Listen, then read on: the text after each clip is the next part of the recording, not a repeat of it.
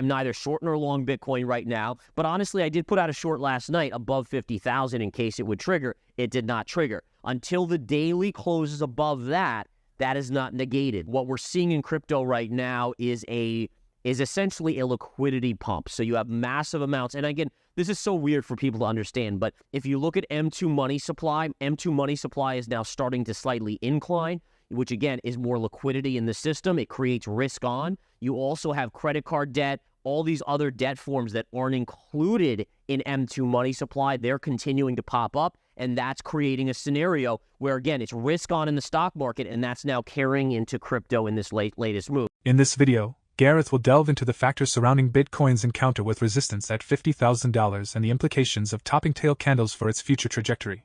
He'll also analyze Ethereum's ascent to a critical $2,500 resistance level and the prerequisites for reaching new highs. Furthermore, Gareth will discuss the weakness observed in Celestia, a new cryptocurrency, leading to short positions, and examine why gold appears to be on the verge of a short-term breakdown, complete with identified support levels and targets. Join Gareth in this interview as he explores these topics and more. Before we continue with the rest of the video, do check out daily 5-minute crypto newsletter with all the latest crypto and Bitcoin news. It's a fantastic analysis of on-chain crypto data and breakdowns, and the best part is it's absolutely free. They'll cover expert predictions, breakdowns of on-chain crypto data, and any breaking news you need to know, all in a nutshell. Click the first link in the description and enter your email to join over 50,000 others in becoming a better crypto investor right now.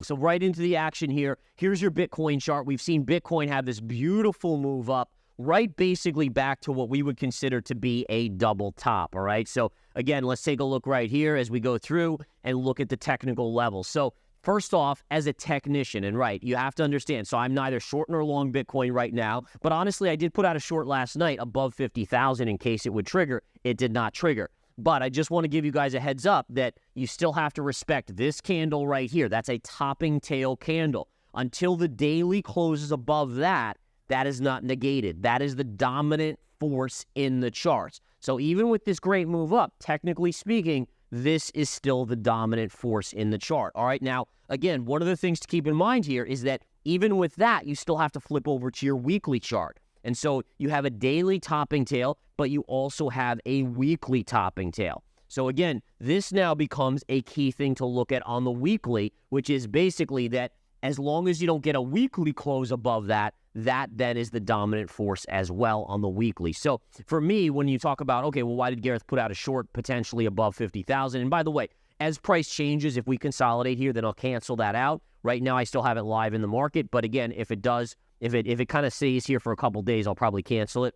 But the idea being is that you have to look at the weekly close, which isn't until obviously basically a week from now, to see if that's negated. All right, so I'll be watching that very closely. I'm a firm believer that what we're seeing in crypto right now is essentially a liquidity pump. So you have massive amounts. And again, this is so weird for people to understand, but if you look at M2 money supply is now starting to slightly incline, which again is more liquidity in the system. It creates risk on. You also have credit card debt, all these other debt forms that aren't included in M2 money supply. They're continuing to pop up, and that's creating a scenario where, again, it's risk on in the stock market, and that's now carrying into crypto in this latest move. Bitcoin bulls have pulled back from the vicinity of the $49,000 peak. Bitcoin demonstrates a strong upward momentum evident across various charts, highlighted by its rapid rise from $47,513 to $48,814 on Sunday. By Monday, Bitcoin's market value surged to $939 billion, accompanied by a trading volume of $21.57 billion for the day. However, the current upward trend has temporarily halted, with the price dipping below the $48,000 mark during Monday's early trading hours.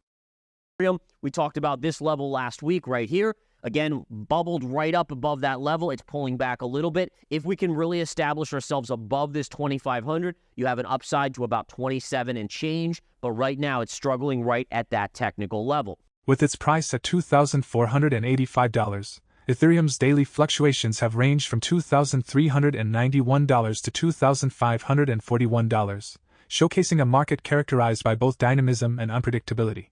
Currently, Ethereum's market capitalization stands at approximately $299.05 billion, with a global trading volume of $6.91 billion over the last 24 hours.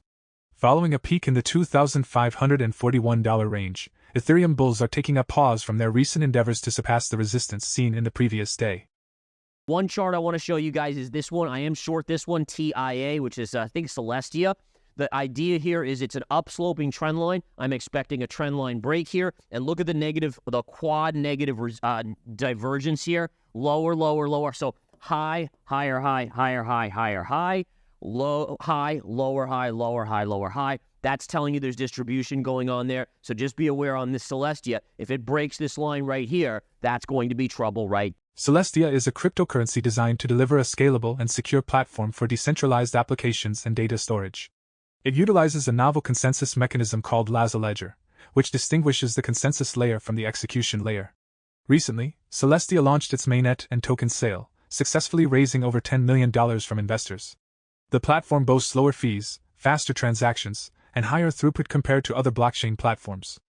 Couple other charts to go over. I do want to touch on gold, although there's not a whole lot going on here. We have a little downtick in gold today. There is a potential short-term breakdown on gold going on. If this does break, you're looking at 1975 as your target zone right there, that pivot low on the chart on gold. Gold continues to uphold its enduring appeal as a hedge against inflation and currency devaluation, particularly amidst extensive fiscal and monetary stimulus measures implemented by governments and central banks worldwide. Additionally, gold has experienced increased demand from emerging markets and central banks, further bolstering its value. Blast here, we have a couple key things that I want to talk about. Number one, the S&P 500, we know on Friday it closed above the $5,000 level or 5,000 point level. All right, the key is it's trying to build on that momentum. Generally, when you pierce even numbers, you get a certain amount of time where there can be a reversal. In other words, can you actually have a fake out of a breakout, or is it a real breakout? And the key to that is looking and seeing how long it's able to maintain that $5,000 level. So if it maintains it generally for 3 to 5 days, that would be very bullish, meaning it's consolidating above such a key level.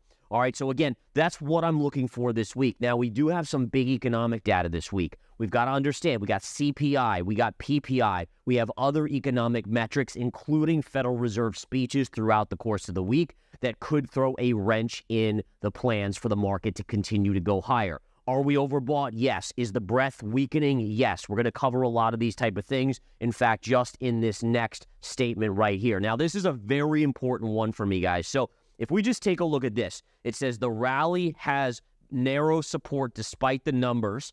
39% of the S&P 500 companies are below their 50 moving average. All right, so think about that.